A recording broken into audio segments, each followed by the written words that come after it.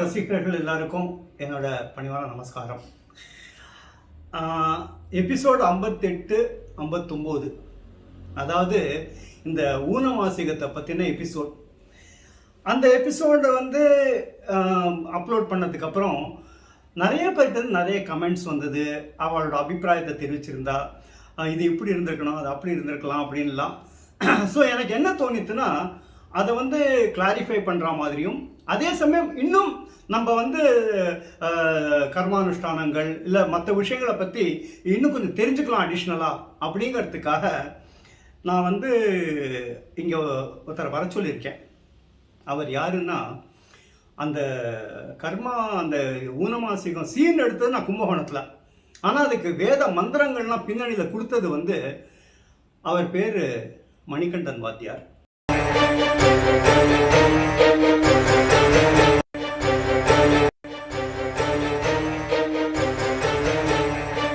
இங்கே தான் சென்னையில் KK நகரில் இருக்கார்.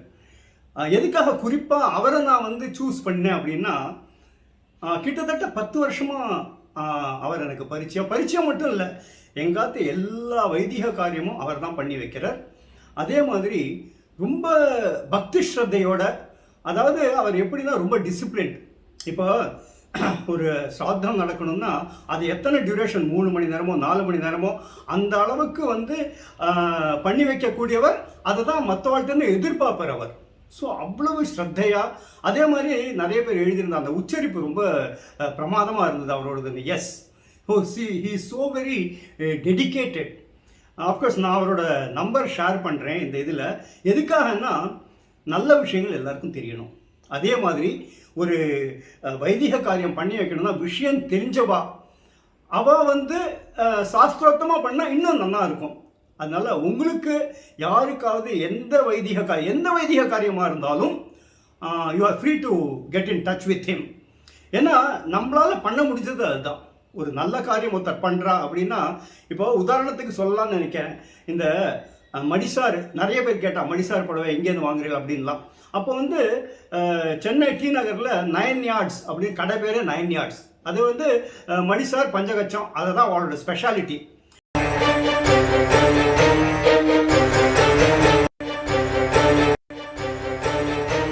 அதை பற்றி அந்த கிருஷ்ணமூர்த்தி ஓனர் பார்ட்னர் அவரை இன்டர்வியூ பண்ணி போட்டு நிறைய பேர் அது அவளை கான்டாக்ட் பண்ணி அப்புறம் நிறைய படம் வாங்கினா வாட் எவர் இட் இஸ். அதே மாதிரி இவரை பற்றி நான் சொல்கிறதுக்கு காரணம் என்னன்னா, உங்களுக்கு யார் யாருக்கெல்லாம் இந்த மாதிரி ஒரு வைதிக காரியம் பண்ணி வைக்கணுமோ அது நிச்சயமாக என்னை பற்றி உங்களுக்கு தெரியும்.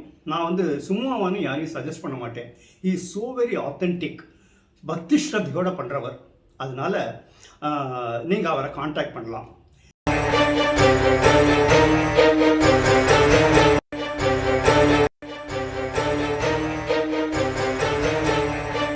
எதுக்கு சொல்கிறேன்னா, அதனால் அவரை கூப்பிட்டேன் நான். இப்போ இதை பற்றி கொஞ்சம் விளக்கங்கள்லாம் நீங்கள் கொடுத்தா எல்லாருக்கும் சௌரியமாக இருக்கும் அப்படின்னு.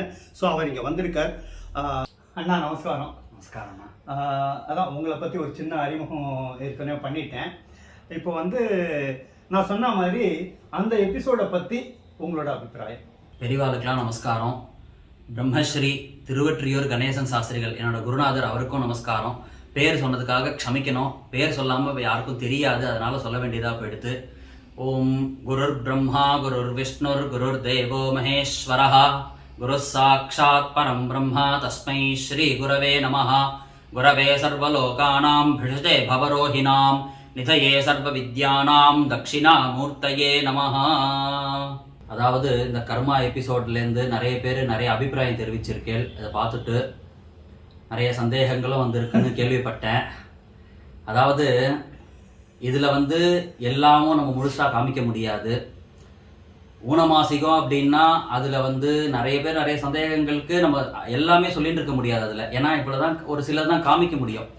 பர்சனலாக நம்ம பண்ணுறவா அவாவா சொதர்ம அனுஷ்டானத்தில் அவாவா தெரிஞ்சு வச்சுக்க வேண்டியது அது. ஆனால் இப்போ தெரியாததுனால நிறைய சந்தேகங்கள் வருது. அதுக்கு ஒரு சின்ன சொல்யூஷன் தான். இப்போ ஒருத்தர் கேட்டிருந்தாலாம், ஒரு பெரியவா யாரோ கேட்டிருந்தாலாம், இந்த மாதிரி பூனல் இடத்துல பண்ணவே இல்லையே, அந்த மாதிரி இருக்குது, ஏன் இடம் பண்ணாமல் யாராவது ஊனமாசிகம் பண்ணுவாளான்ற மாதிரி ஏதோ கேட்டிருக்கா போல இருக்குது. அதாவது உணமாசிகத்தில் அந்த மந்திரங்கள் எங்கெங்கெல்லாம் வீடியோ வந்திருக்கோ எல்லா இடமும் இடம் இல்லாத மந்திரங்கள் தான்.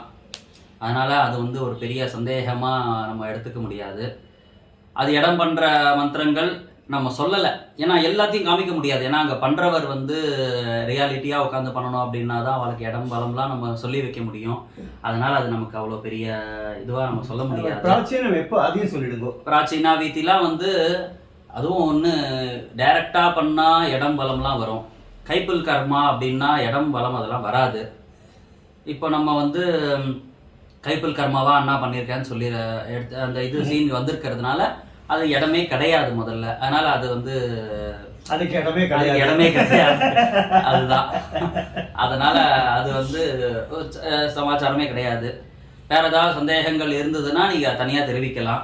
அப்புறம் அந்த பிரதட்சணத்தை பத்தி பிரதட்சிணங்கள், அதாவது அங்க இருந்தவா இப்போ எப்படி அனுகூலமா அங்க அமைஞ்சதோ அதை பொறுத்து பிரதட்சிணம் அதெல்லாம் அமைஞ்சுடுத்து. அது என்ன எப்படி பண்ணணும் ஆக்சுவலாக பெரியவாலேருந்து சின்னவா, சின்னவாலேருந்து பெரியவா அப்படின்னு சொல்லுவா. எப்பப்போ பெரியவா எப்பப்போ சின்னவா அப்படின்னு இருக்கு. இந்த மாதிரி ஸ்ராத்த காரியங்களுக்கெல்லாம் சின்னவாலேருந்து பெரியவா பிரதட்சிணம் நமஸ்காரம். ஏதாவது கல்யாண நாந்தி இல்லைன்னா சுவாமி பிரதட்சிணம் அந்த மாதிரி ஏதாவது பண்ண போறா, ருத்ரேகாசிக்கு இப்போ வந்து பண்றா, அந்த சமயத்தில் வந்து கலசத்துக்கு நான் பிரதட்சணம் நமஸ்காரம் பண்ண சொன்னா அப்போ பெரியவாலேருந்து சின்னவா அப்படி பண்ணுவா. இதுதான் வந்து சாதாரணமாக இருக்கக்கூடிய வழக்கம். அந்த கலசத்தை பத்தியும் கேட்டிருக்காரு. கலச பூஜை வந்து இதுக்கு கிடையாது.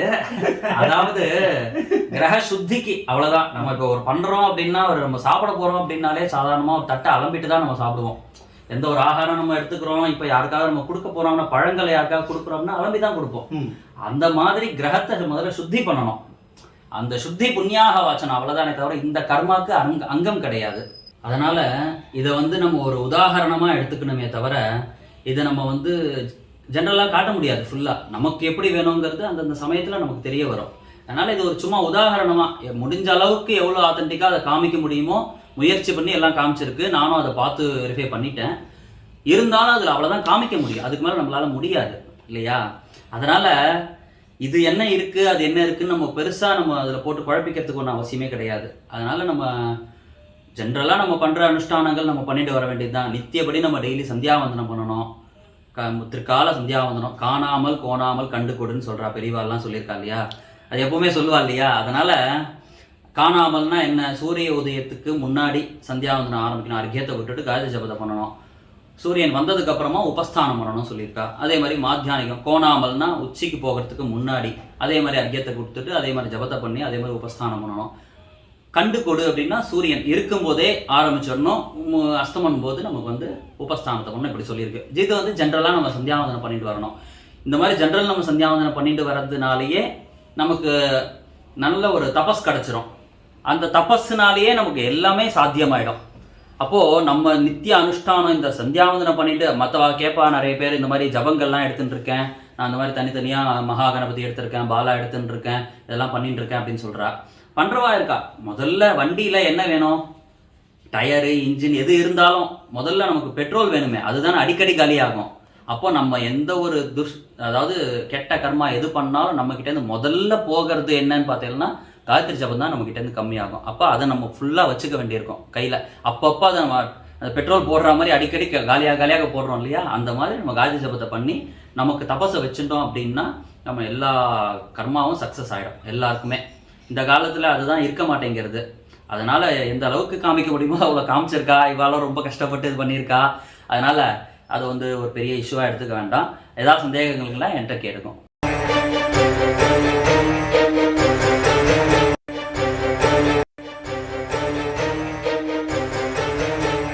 அதே மாதிரி நித்திய கர்மா அப்படின்னா வெறும் சந்தியாவந்தனம் மட்டும் கிடையாது.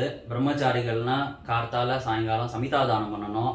கிரகஸ்தா எல்லாரும் பார்த்தேன்னா கார்த்தால சாயங்காலம் உபாசனம் பண்ணணும். மாத்தியானிகம் பண்ணிட்டு பிரம்மயக்கிய பிரஷ்னம்னு ஒன்று உண்டு. பிரம்மயக்கியம் பண்ணிட்டு ரிஷிகளுக்கெல்லாம் தர்ப்பணம் பண்ணிட்டு அதுக்கு முன்னாடி வேத அத்தியனம் பண்ணதை பாராயணம் பண்ணணும். அதுக்கு பிரம்மயக்கிய பிரஷ்னம்னு சொல்லுவா. அதையும் சொல்லிட்டு இதே மாதிரி கிரகஸ்தா வந்து கல்யாணத்தன்னைக்கு அக்னி மூட்டுறா இல்லையா, தம்பதியாக மூட்டுற அக்னியை வந்து அவள் ஆயுசு பர்யந்தம் அவள் அதை பாதுகாக்கணும். அதில் தான் வந்து அந்த மாதிரி பாதுகாக்கிறவாளுக்கு பேருக்கு அக்னிஹோத்திரின்னு சொல்கிறான். அதை வந்து நித்தியம் உபாசனம் பண்ணிட்டு வந்தால் உபாசனம் டெய்லி பண்ணலாம். அதாவது அக்னியை பாதுகாத்துட்டு ஒரு உபாசன பானையில் அக்னியை வச்சுட்டு அதை வந்து ரட்சிச்சுட்டு வந்தால் கார்த்தாலையும் சாயங்காலம் 2 ஆகுதி எல்லாரும் கொடுக்க போகிறா. அந்த மாதிரி கொடுத்துட்டு வரும்போது நமக்கு என்ன ஆகும், அக்னி வந்து நமக்கு அக்னி பகவான் நமக்கு நிறைய ஸ்ரேயஸை கொடுப்பார். பிரம்மச்சாரிகளுக்கு அதே மாதிரி அக்னி ரூபமாக என்ன கொடுக்குறா, அவர் சமிதாதானம் பண்ணுறார் இல்லையா பிரம்மச்சாரிகள், அவளுக்கு அந்த மாதிரி அக்னி பகவான் தான் அனுகிரகம் பண்ணுறார். அதே மாதிரி நம்ம வந்து ஔபாசனம் வந்து தர்ஷபூர்ண ஸ்தாலி பார்க்கும். அண்ணா நீங்கள் சொல்கிறதெல்லாம் ரொம்ப இன்ட்ரெஸ்டிங்காகவும் இருக்குது, இன்ஃபர்மேட்டிவாகவும் இருக்குது, சொல்லுவோம். அதாவது என்னென்னா ஔபாசனம் சொல்லிட்டு இருந்தேன். அந்த ஔபாசனத்தில் பார்த்தீங்கன்னா பூர்ணமாச ஸ்தாலி பார்க்கும், தர்ஷஸ்தாலி பார்க்கும் அப்படின்னு 2 வகையான ஸ்தாலி பாகங்கள்லாம் பண்ணிட்டு வருவா. அதெல்லாம் நம்ம பண்ணாததுனால தான் இப்போ என்ன ஆயிடுது அப்படின்னா, ஸ்ராத்தம் ஆரம்பிக்கிற முன்னாடி நம்ம வந்து பிராயஷ்சித்த ஹோமங்கள்லாம் பண்ணுவோம். அதாவது இந்த தர்ஷ பூர்ணமாச ஸ்தாலி பார்க்க அத்தி பண்ண பிராயஷ்சி இதெல்லாம் விட்டு போச்சு இல்லையா, அக்னி விட்டு போச்சு. நம்ம நித்தியம் பண்ணக்கூடிய அக்னி விட்டு போனதுனால அதை பண்ணிட்டு இருக்கா. ஆனால் அக்னி விட்டு போயிடுச்சு அப்படிங்கிறது சமாச்சாரம் இல்லை, அதை விடாமல் பண்ணணும் அப்படிங்கிறது ஒரு இது இல்லையா, நம்ம கடமை தானே, நம்மளோட கடமை தானே அது. அதாவது இந்த காலத்துலேயும் வந்து மாசிகங்கள்லாம் பண்ணுறா, ஆனால் சோதமும் யாரும் 365 நாளும் பண்ணுறது கிடையாது. ஆனால் இந்த காலத்துலேயும் பண்ண முடியாது, ஏன்னா அவளுக்கு பொருளாதாரம், அவள் வேலைக்கு போகணும், அந்த இது நிறைய சூழ்நிலைகள்லாம் நம்ம ஒன்றும் மாறிடுறதுனால நம்ம சொல்கிறதுக்கு ஒன்றும் இல்லை. ஆனாலும் இந்த காலத்துலேயும் பண்ணுறவாலும் இருக்கா, நிறைய வைதிகா இந்த காலத்துலேயும் பண்ணிட்டு இருக்கா. லௌகிகாலும் பண்ணால் ஒரு சந்தோஷம், வேற ஒன்றும் நான் என்னோட ரெக்வஸ்ட்டாக நீங்கள் வச்சுக்கோங்க. கரெக்டு. அதான் இன்னொரு ஒரு சின்ன பாயிண்ட் இதில் சொல்லணும்னு நினச்சேன். அதாவது அஃப்கோர்ஸ் ஆடியன்ஸ் எப்படி எடுத்துப்பான்னு எனக்கு தெரியாது, இருந்தாலும் எனக்கு மனசில் இருக்கிறத சொல்லிடுறேன் நான். இந்த சென்ஸ் நம்ம வந்து எத்தனையோ விஷயங்களுக்கு நம்ம டயத்தை ஒதுக்குறோம். ஃபார் இன்ஸ்டன்ஸ் இப்போ கிரிக்கெட் மேட்ச்னால் அதாவது அலாரம் வச்சுட்டு எழுந்திருந்து பார்க்குறோம், நைட்டு அதை மாதிரி பண்ணுறோம், இல்லை எத்தனையோ மீட்டிங்ஸ் அட்டெண்ட் எல்லாம் பண்ணுறோம். ஆனால் இப்போ இந்த மாதிரி வைபவங்கள் அந்த மாதிரி காரியங்கள் வந்ததுன்னா வாத்தியார் வந்த உடனே எத்தனை நேரம் ஆகும் அப்படின்னு ஃபஸ்ட்டு கேள்வியை தான் கேட்குறோம். அது அது வந்து எனக்கு உறுத்தின்னு இருந்தது, அதை சொல்லணும்னு தோணித்து. ஏன்னா ஏன் ஒய்நாட், அதாவது இப்போ ஸ்ராத்தம்னு எடுத்துட்டேன்னா வருஷத்துக்கு ஒரு தடவை தான் வந்தது. ஸோ அந்த ஒரு வருஷத்தில் ஒரே ஒரு நாள் ஒரு ஃபியூ ஹவர்ஸ் நான் வந்து எல்லாரும் அப்படின்னு சொல்ல வரல, பட் பெரும்பாலும் அப்படி ஆயிடுது. அந்த ஒரு நிலை மாறித்துனா கூட கொஞ்சம் சௌரியமாக இருக்குமோ தோன்றுது. நீங்கள் சொன்னதை நான் ஆமோதிக்கிறேன். அதாவது இப்போ ஸ்ராத்தம் பண்ணி வைக்கிற மாத்துக்குள்ளே போகும்போதே எப்போ முடியுமாம்மா, நான் 6 நாள் தான் லீவ் போட்டிருக்கேன் அப்படின்னு கேட்கும்போதே உள்ளே போய் பண்ணி வைக்கிறதுக்கு ஒரு ஆசையாக இருக்காது இல்லையா. ஏன்னா அவள் பித்திருக்களை உத்தேசித்து இருக்கணும் அப்படிங்கிறதுனால தான் ஸ்ராத்தம் முடிஞ்சதுக்கு அப்புறம் வாசு தெளித்து கோலம் போட்டு விளக்கேற்றணும்னே சொல்லியிருக்கா. ஏன் பித்திருக்களுக்கு எனக்கு முக்கியத்துவம். இப்போ வாத்துல அவ ஸ்ராத்தம் பண்றா அப்படின்னா, இப்போ உடம்பு முடியாதவாளுக்கு விதிவிலக்கு, நீங்க எல்லாரும் இதுல சேர்த்துக்கோங்க சரியா. உடம்பு முடியாதவாளுக்கு நம்ம அனுஷ்டானமே அது அவளுக்கு தனி, அது விட்டுருங்க. நார்மலா நம்மளால முடியும் அப்படிங்கும் போது நம்ம பண்ணிட்டு போயிடலாம் இல்லையா. எதுக்கோ டைம் ஒதுக்குறோம். நீங்க சொன்ன இப்போ எங்க கிரிக்கெட்லாம் அலாரம் வச்சு பாக்குறோம் அப்படின்னா இதுக்கும் நம்ம பண்ணலாம் அப்படின்னு தாராளமா நம்ம, அதாவது நம்மளோட ஸ்ரத்தை தான் இதுக்கு முக்கியத்துவம். ஆமா, ஸ்ரத்தையா பண்ணக்கூடிய காரியத்துக்கு பேர் தான் ஸ்ராத்தம்னே சொல்லியிருக்கா. அப்போ அதை நம்ம எவ்வளவு ஸ்ரத்தையா பண்ணணும். உள்ள வரும்போது தயவு செஞ்சு இது ஒரு ரெக்வஸ்டா வச்சுக்கோங்க. யாரா இருந்தாலும் அவ ஆத்துக்குள்ள வரும்போதே வாத்தியாருக்கு மாமா இது எப்போ முடியும் அப்படின்னு கேட்காதீங்க. அதனால நம்ம ஆத்துல பண்ற வைதீகங்கள்லாம் இன்னைக்கு நம்ம ஆத்துல ஒரு ஸ்ராத்தமோ இல்லை ஏதாவது ஒரு கணபதி ஹோமோ ஏதாவது ஒன்று பண்றோம் அப்படின்னா அன்னைக்காவது வைதீகத்துக்காகவும் கொஞ்சம் நேரத்தை ஒதுக்குனா சௌரியமா இருக்கும் அது அப்படின்னு அது ஒரு இதுவா நம்ம ஒரு பிரார்த்தனையா வச்சுக்கிறேன் பெரியவாளுக்கெல்லாம். அதனால நம்மளோட சனாதன தர்மத்துல என்னென்ன சொல்லியிருக்கோ, நம்மளோட ஆச்சார அனுஷ்டானங்கள்லாம் எப்படி சொல்லியிருக்கோ அதை முடிஞ்ச அளவுக்கு இவா நல்லபடியா காமிச்சிருக்கா. அதை நம்ம என்கரேஜ் பண்ணணும். அது மட்டும் என்கரேஜ் பண்ணிட்டு அப்படியே நம்ம காரியத்தை நம்ம பார்க்குறோம் அப்படின்னு இல்லாம முடிஞ்ச அளவுக்கு நம்மளோட வாழ்க்கையில அதை அப்ளிகபிள் பண்றதுக்கு நம்ம முயற்சி பண்ணணும். பண்ணா நல்லா இருக்கும். அண்ணா இந்த ஷார்ட் அண்ட் ஸ்வீட்னு சொல்லுவா தெரியுமா, அந்த மாதிரி இந்த குறுகிய நேரத்துக்குள்ள கூடுமான வரைக்கும் எல்லாம் சொல்ல முடியுமோ எல்லாம் சொல்லிட்டேன். மேற்கொண்டு டீட்டெயில்ஸ் வேணா கூட நான் டீட்டெயில்ஸ் ஷேர் பண்ணுறேன், கான்டாக்ட் பண்ணிக்கலாம் நீங்கள். அப்புறம் இன்னொரு விஷயம் என்னென்னா, இவரும் வந்து நிறைய வைதிக காரியங்கள்லாம் பண்ணிட்டு இருக்க ரொம்ப பிஸியாக இருக்கிறவர் தான். இருந்தாலும் நான் சொன்னேன், அண்ணா இந்த மாதிரி இந்த எபிசோடை பற்றி கொஞ்சம் கிளாரிஃபிகேஷன்லாம் வேணும் அப்படின்னா அதுக்காக நேரம் ஒதுக்கி வந்ததுக்காக ரொம்ப ரொம்ப நன்றி. அதே மாதிரி இறுதியா உபனிஷத்தோட முடிச்சுக்கலாம். ஆனந்தோ பிரம்மே திவ்யஜானாத் ஆனந்தாத்யேவ கல்விமானி பூதானி ஜாயந்தே ஆனந்தேன ஜாதானி ஜீவந்தி ஆனந்தம் பிரயந்தியபிசம்விசந்தி தே சைஷா பார்கவி வாருணி வித்யா பரமே வியோமன் பிரதிஷ்டிதா ய ஏவம் வேத பிரதிதிஷ்டதே अन्नवानन्नादो भवति महान् भवति प्रजया पशुभिर्ब्रह्मवर्चसेन महान् कीर्त्या. ஸோ ஒரு உபநிஷத்துலேருந்து சொல்லி முடித்தது எனக்கும் வந்து கேட்குறதுக்கு, அதாவது சமஸ்கிருதம்ங்கிறது வந்து ரொம்ப ஒரு என்ன சொல்கிறது, ஒரு டிவைன் லாங்குவேஜ்னு சொல்லுவேன் நான். அதை நம்ம கேட்குறோம், அதாவது இந்த கனமாக இருக்கட்டும், இல்லை மந்திரங்கள் வேத கோஷங்களாக இருக்கட்டும், அது வந்து அந்த அந்த வைப்ரேஷன்ஸ் அது க்ரியேட் பண்ணுறது பார்த்தீங்களா, அது கேட்குறதுக்கு அவ்வளோ மனசுக்கு வந்து ரொம்ப திருப்தியாக இருக்குது. எனிவே இந்த மாதிரி மணிகண்டன் வாத்தியார் அவர் வந்து தன்னோட நேரத்தை ஒதுக்கி நம்மளுக்காக வந்ததுக்காக முதல்ல அவருக்கு நன்றி சொல்லிக்கிறேன். அதே மாதிரி இந்த இவ்வளோ நேரம் பார்த்த உங்களுக்கும் எனக்கு மனமார்ந்த நன்றி. நாட் ஓன்லி தட், நான் வழக்கமாக சொல்கிற மாதிரி அந்த யூடியூப் சேனல், ஏன்னா யூடியூப்லேயே என்ன சொல்கிறாங்கன்னா, நீங்கள் ஒவ்வொரு எபிசோட்லையும் சொல்லுங்கள், சப்ஸ்கிரைப் பண்ண சொல்லுங்கள், அப்போ தான் அது நிறைய பேருக்கு ஸ்ப்ரெட் ஆகும்னா. அதே மாதிரி நீங்கள் எல்லோரும் சப்ஸ்கிரைப் பண்ணுங்க, தொடர்ந்து கர்மாவை பாருங்க. ஏன்னா கர்மா 2க்கு அப்புறம் கர்மா 3யும் இருக்க போகிறது. அதே மாதிரி பெரியவாளை பற்றி அந்த பூர்வாங்கங்கள்லாம் நடந்துட்டுருக்கு, அதை பற்றி நான் அப்டேட்ஸ் உங்களுக்கு கொடுக்குறேன்.